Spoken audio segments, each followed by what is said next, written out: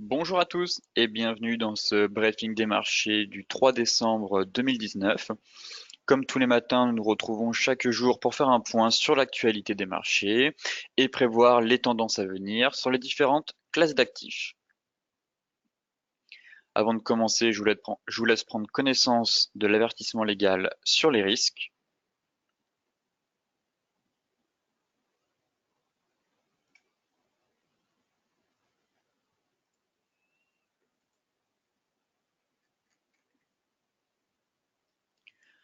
Alors hier, on a eu une séance assez agitée sur les indices européens et américains.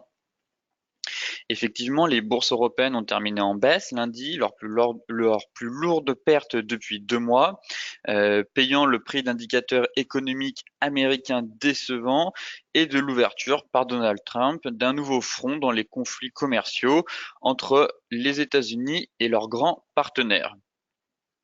Effectivement, la séance avait plutôt bien débuté après l'annonce d'une hausse inattendue de l'activité du secteur manufacturier en Chine en novembre, mais Donald Trump a jeté le froid en annonçant son intention de taxer l'acier et l'aluminium importés du Brésil et d'Argentine, deux pays qu'il accuse d'orchestrer une dévaluation massive de leur monnaie.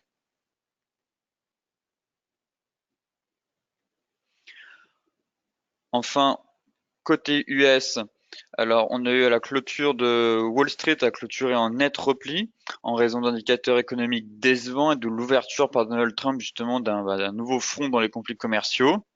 L'heure est aussi au regain de tensions en ce qui concerne les négociations entre les États-Unis et la Chine, à moins de 2 semaines de l'échéance du 15 décembre, à laquelle Washington menace de taxer des dizaines de milliards de dollars de produits chinois. Enfin, les indicateurs économiques américains n'ont rien arrangé, effectivement, au contraire, puisque l'indice ISM manufacturier comme les dépenses de construction affichent une baisse inattendue. Maintenant, comme à l'accoutumée, intéressons-nous à la partie graphique.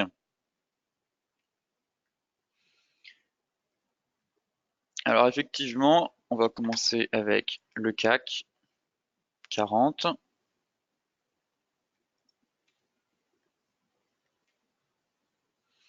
Donc comme vous pouvez le voir sur ce graphique, le CAC 40 évoluait donc dans ce range compris entre 5 950 points et 5 860 points, qui était la résistance justement mensuelle qu'on avait réussi à franchir à la hausse, cette fameuse résistance. Et malheureusement, bon bah là, on est venu la tester, et on est en train de franchir à la baisse ce niveau de prix.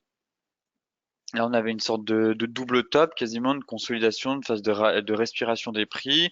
On est venu casser par le bas, et là, pour moi, on se dirige tout droit vers le prochain niveau de prix intéressant sur l'indice CAC 40, qui se situe vers les 5 700 points. Effectivement, comme vous pouvez le voir sur ce graphique, l'indice évolue à l'intérieur d'un canal haussier de moyen terme. Il serait donc logique qu'on ait une rotation vers la borne basse située vers les 5 700 points, qui correspond aussi vers un niveau de support. On pourrait donc avoir éventuellement un rebond technique sur ce niveau. Dans le cas contraire, si les indices, si les vendeurs gardent la main et enfoncent le clou, on pourrait donc facilement se retrouver vers les 5000, 5550, 5000, 5600 points.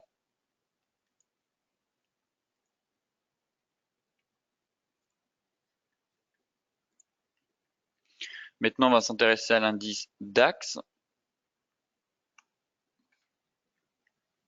Là, je vais rajouter l'indicateur Ishimoku.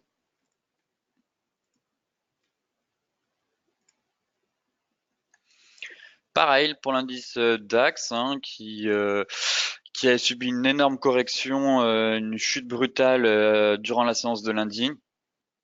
Comme vous pouvez le voir sur ce graphique, on consolidait aussi dans cette phase de latéralisation des prix. Là, on avait la Kijun qui est justement venue se mettre à plat, indiquant qu'en cas de cassure, on aurait un premier signal d'alerte sur l'indice, où on devrait être attentif, justement, nous disons attention pour avoir une correction un peu plus profonde. Effectivement, on l'a cassé. Là, aujourd'hui, c'est assez propre ce que le DAX fait, vu qu'on a une cassure et on est venu tester cette petite jaune, juste ici, quasiment au point près, pour confirmer la cassure. Et donc, si les prix, pour moi, ne parviennent pas à se hisser de nouveau au-dessus des 13 080, 13 100 points, on pourrait avoir une correction un peu plus profonde de l'indice vers les 12 800, 12 745 points. Pareil, ici, si on prolonge le canal haussier qu'on a à court terme, on pourrait alors avoir un rebond sur ce niveau de prix. Et toutefois, si les vendeurs gardent la main et pareil, on fonce le clou sur l'indice allemand, dans ce cas-là, on pourrait rejoindre les 12 600 points. Maintenant, on va s'intéresser au Dow Jones.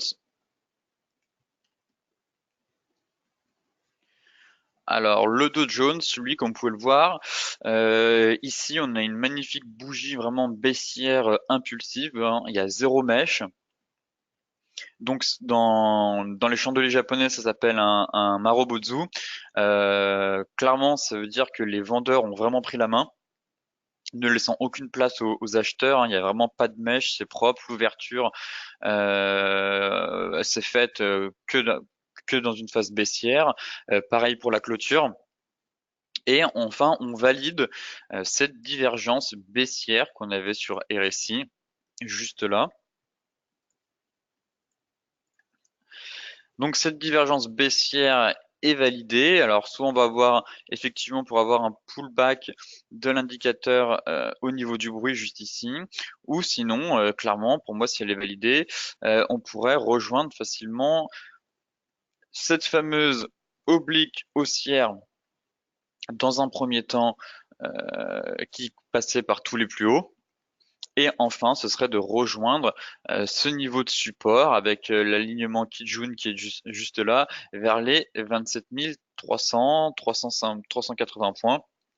Et enfin, si on casse ce niveau, ce serait une correction un peu plus profonde qu'on pourrait avoir pour venir rejoindre, enfin venir tester ce niveau de support et on aurait la moyenne mobile 200 périodes qui viendrait s'aligner, remonter sur ce niveau de prix.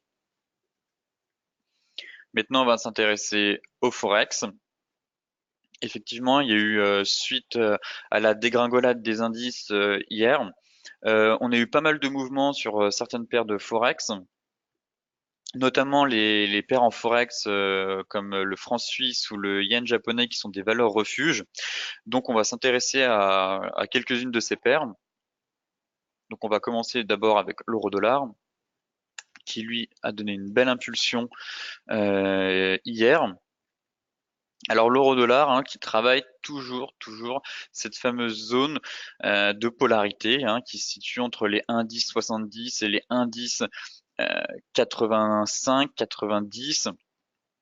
Vraiment là on a un fort niveau de prix et tant qu'on ne parvient pas à franchir ce niveau,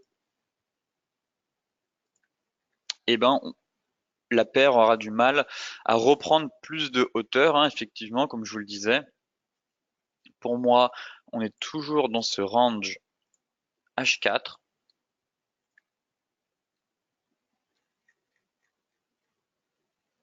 Juste ici. On a vraiment un très joli range qui se matérialise juste là, comme vous pouvez le voir. Et à chaque fois qu'on est chaud, on effectue une nouvelle rotation vers le bas. Là, on a plusieurs signaux, bougies même, et signaux techniques intéressants qui indiqueraient une possible rotation des prix sur le bas du range. Il faudrait toutefois attendre la clôture H4. Mais tant qu'on ne parvient pas à dépasser cette mèche-là en clôture, allez, on va dire plutôt les indices 85 en données journalières, pour moi, on est toujours dans ce fameux range. Donc, dans un premier temps, ce serait de viser la zone d'équilibre, puis le bas du range.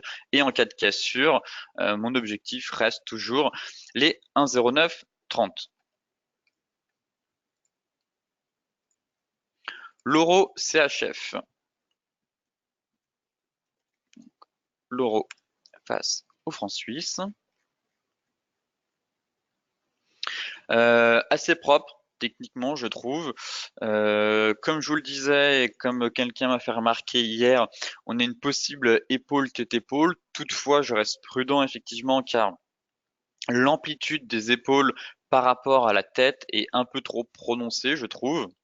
Effectivement, ça aurait été mieux si on avait eu une épaule qui se serait arrêtée par ici et la deuxième, pareil, sur ce même niveau.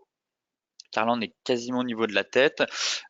Toutefois, on a une formation qui ressemble à cette figure, à voir si elle sera validée ou non. Mais surtout, là, l'élément qui est pour moi intéressant, c'est que sur le Forex, on a très peu de gap, pas comme sur le marché action ou sur les indices, vu qu'on est sur une cotation en continu H24. Mais on peut avoir des gaps le lundi à l'ouverture du marché du Forex pour les particuliers. Et là, comme vous pouvez le voir, on a eu un magnifique gap haussier.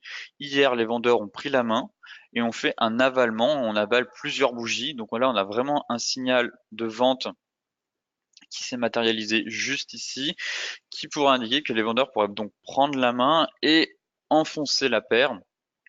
Du moins, l'euro pourrait continuer sa chute vers cette ligne de coup, si effectivement on a une ETE, à savoir vers les 1,0880, ou sinon si on est plutôt dans une phase de range, dans ce cas-là, l'euro CHF pourrait retourner sur le bas du range et en cas de cassure, venir combler, je rappelle, le gap laissé ouvert du 24 avril 2017 vers les 1,0720.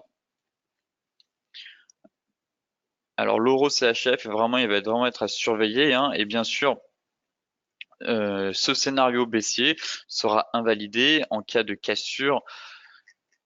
Ici, voilà, vous voyez, on a la kit jaune qui vient coiffer les prix. Et pour moi, si les cours arrivent à s'extraire de ce niveau de prix à la hausse, alors la baisse devrait s'arrêter et ainsi on pourrait avoir éventuellement une reprise haussière. Mais là, pour le moment, au vu des deux bougies qu'on a actuellement, le scénario est plutôt baissier que haussier.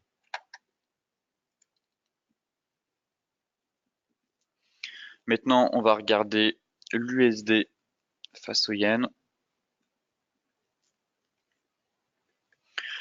Pareil pour l'USD face au yen.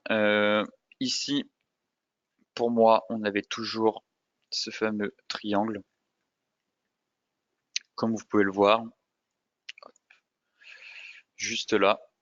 On est venu effectuer un premier pullback, comme je vous le disais ici, et là, pareil, on a vraiment un signal technique qui n'est pas encore validé selon moi, mais qui reste intéressant car on revient tester cette oblique baissière. Et si je zoome un peu, on a la moyenne mobile 200 hebdomadaire, voilà qu'on est quasiment venu chercher, juste ici. Et pareil, on a ouvert en gap lundi et on est en train d'effectuer un avalement. Donc là, on est plus sur un dark cloud cover. Donc on n'est pas tout à fait dans un avalement où il faudrait qu'on avale tout le corps. Là, on est en train d'avaler la moitié de ce corps-là. Toutefois, il faudra toujours attendre la clôture hebdomadaire pour valider ce pattern de retournement. Néanmoins, on est sur un niveau technique clé, à savoir proche des 110, donc du seuil psychologique, de la moyenne mobile 200 et d'une résistance horizontale. Donc, ça fait plusieurs éléments techniques assez importants.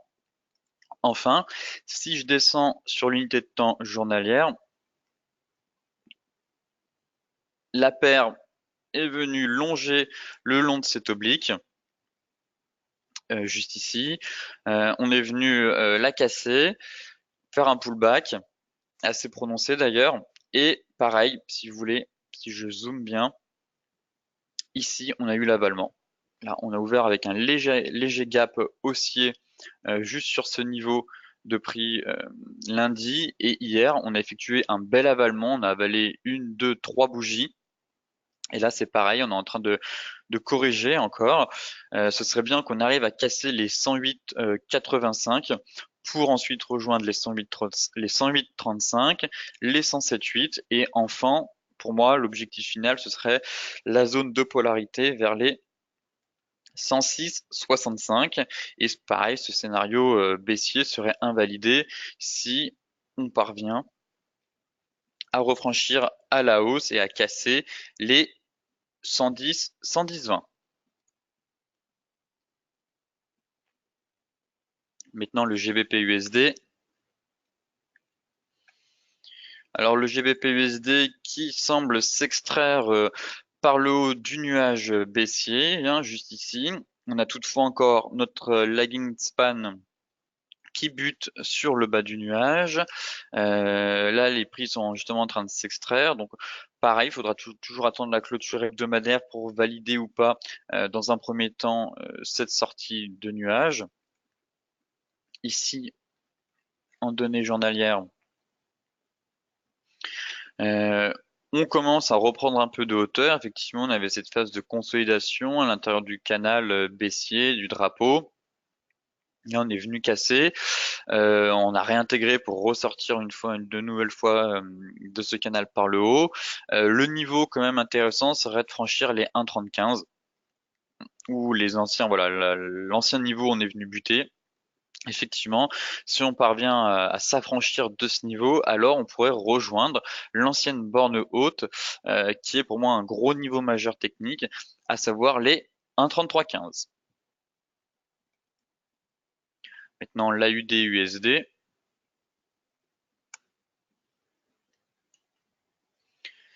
L'AUD-USD, donc, qui est toujours dans une phase de consolidation dans un range, même si ici, hop, on avait franchi dans un range, il y a toujours une zone d'équilibre.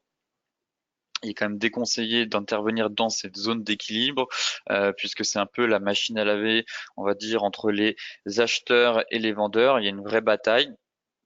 Il est toujours plus facile de prendre un trade soit sur le bas du range, soit sur le haut du range, et limite plus de couper sa position, de prendre un TP1 sur le milieu du range et un TP2 sur le bas du range. Mais vous pouvez toutefois intervenir dans la zone d'équilibre, mais il est déconseillé car on peut avoir pas mal de faux signaux.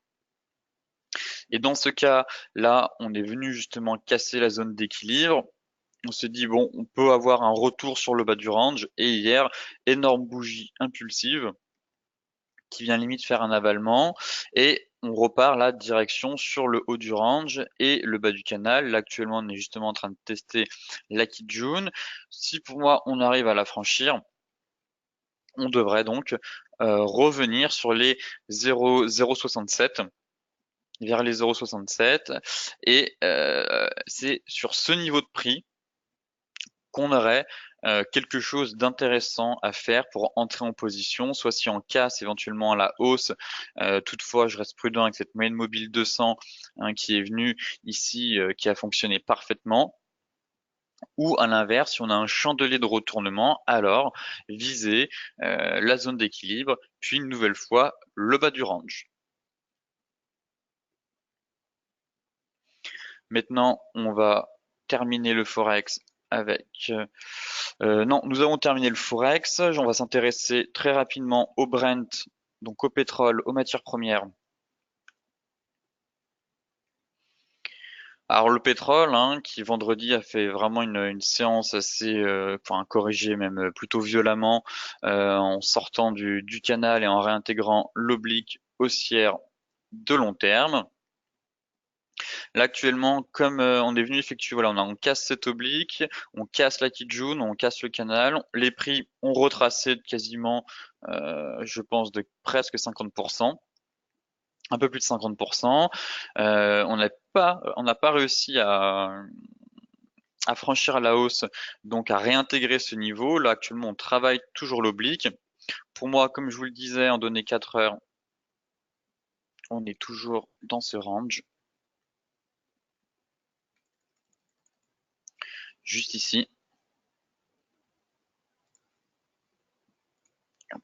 Donc on travaille toujours ce range, hein, effectivement. Alors soit on a un rebond vraiment sur ce niveau et on arrive à repartir, soit c'était juste un rebond technique à très court terme, on casse.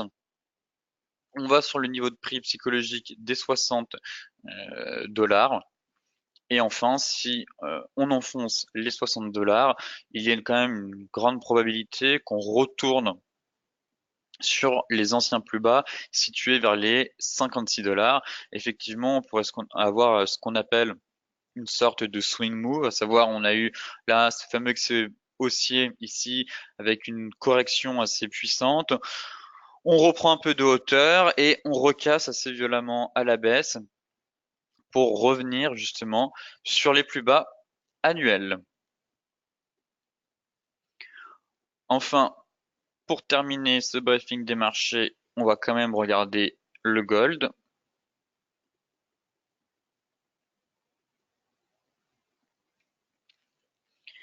Alors le gold, lui, hier, même avec un retour de l'aversion risque et les propos de Donald Trump, certes, il évoluait en territoire négatif durant la séance.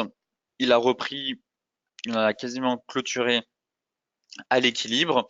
Là, on est en train de reprendre un peu de hauteur. Et alors, soit on va effectivement continuer à consolider dans ce petit rectangle ici en bleu, soit on pourrait effectuer un double bottom. Et pour ça, il faudrait qu'on arrive à casser les 1475 et aussi la Kijun. Et si on effectue un double bottom, on pourrait alors, dans un premier temps, rejoindre la borne haute du canal baissier. Et si on parvient à casser enfin ce canal de consolidation des prix, alors on pourrait enfin rejoindre les 1560 $, à savoir les anciens plus hauts. Toutefois, dans le cas contraire, hein, si on est vraiment amené à consolider dans un range compris entre les 1445 et les 1475, alors on peut avoir une nouvelle rotation des prix à l'intérieur du range et pourquoi pas venir chercher les 1431. Mais pour le moment, l'or semble vouloir reprendre un peu de hauteur. Donc le niveau de prix à surveiller pour moi reste les 1475 $ qui pourra éventuellement donner un signal intéressant si on parvient à s'extraire de cette zone. Ce briefing des marchés touche à sa fin. Comme d'habitude, pour celles et ceux qui souhaitent consulter l'article sur DailyFX dans son intégralité, je vous mets le lien dans la description de la vidéo. Petit rappel aussi pour celles et ceux qui sont intéressés par la partie 2 de la formation à l'indicateur Ishimoku qui aura lieu demain à 14 h. Je vous mets aussi le lien d'inscription dans la description de la vidéo. Et sur ce, je vous souhaite à toutes et à tous une excellente journée, de très bons trades et on se retrouve demain matin pour faire un nouveau point sur les marchés.